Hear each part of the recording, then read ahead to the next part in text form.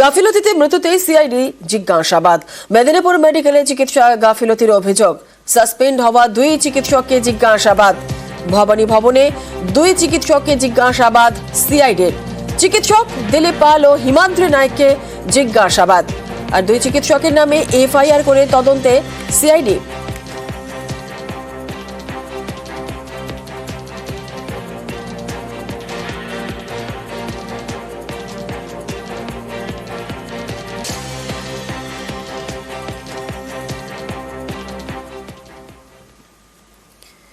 Saline কাণ্ডের প্রতিবাদে পথে বিজেপি।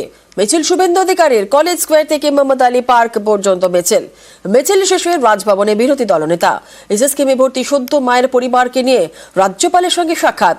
এসএস কেমে ভর্তি 3 সদ্য মায়ের শারীরিক অবস্থার রিপোর্ট দাবি শুভেন্দুর। সস্তা রাজনীতি, শুভেন্দুকে কটাক্ষ কুণাল ঘোষের।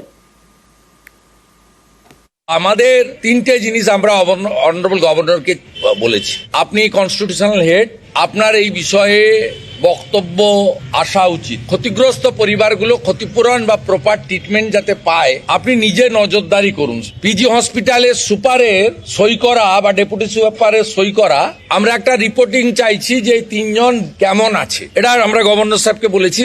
অনারেবল গভর্নর সাহেবকে বলেছি যে 167-এ আপনি রিপোর্ট চান, কতজনের শরীরে এই বিষাক্ত পয়জন ঢুকিয়ে দিয়েছেন, এগুলো গভর্নর সাহেব আপনি দয়া করে একটু 167-এ জানতে চান।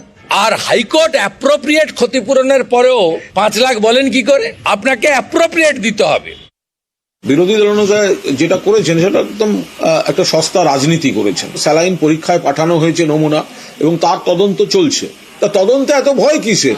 সরকারি ডাক্তাররা সরকারি হাসপাতালে নির্ধারিত কাজ সাধারণ মানুষের কাজটা করবেন না, তারা জুনিয়রদের হাতে ছেড়ে দিয়ে চলে যাবেন। আবার সেখানে বলতে গেলে তখন সেখানে রাজনৈতিক দল বাধা দিতে আসবে।